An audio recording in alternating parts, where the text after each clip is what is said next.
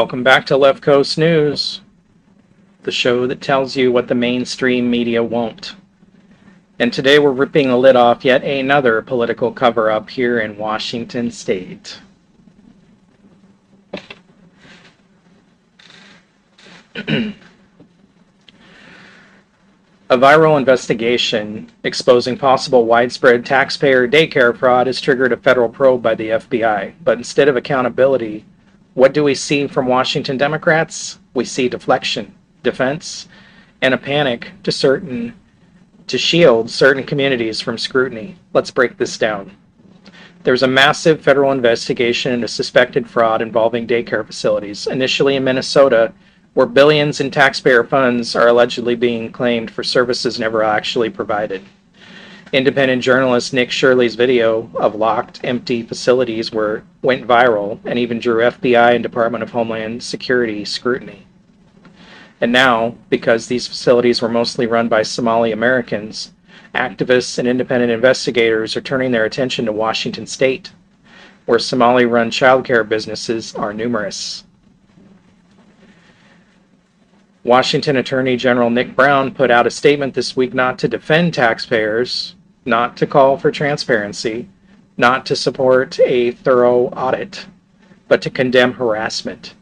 In Brown's own words, showing up on someone's porch threatening or harassing them isn't an investigation.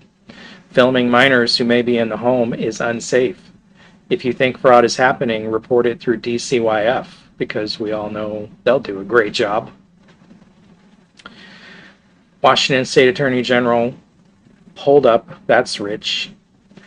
Voters watch videos of empty or locked daycare facilities, and the response from the top law enforcement official in the state is, don't investigate, be quiet. That's not justice, that's political damage control.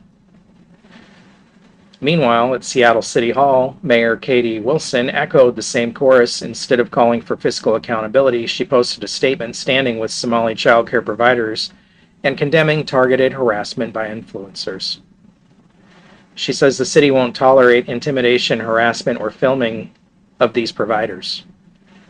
But when government is spending your tax dollars, and we have credible allegations of fraud, asking questions, yes, even tough questions, isn't harassment.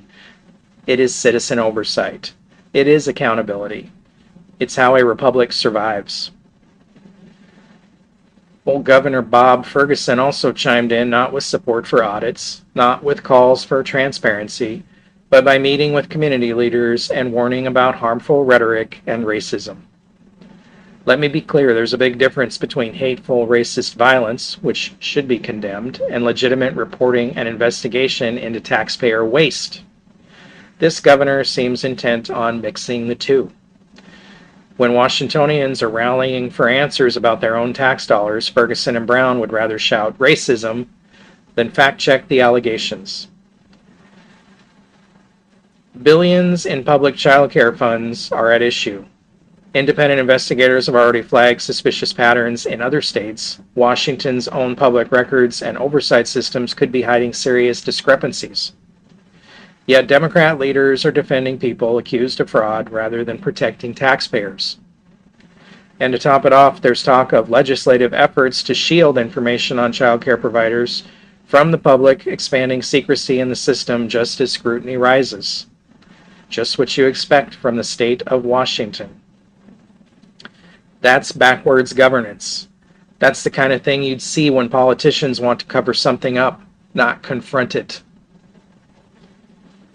This is not a debate about race. It's about government transparency, accountability, and the proper use of your tax dollars. If there's no fraud, then a full public audit will prove it. But if Democrats are busy defending accused providers without even investigating the allegations, you have to ask, whose side are they really on?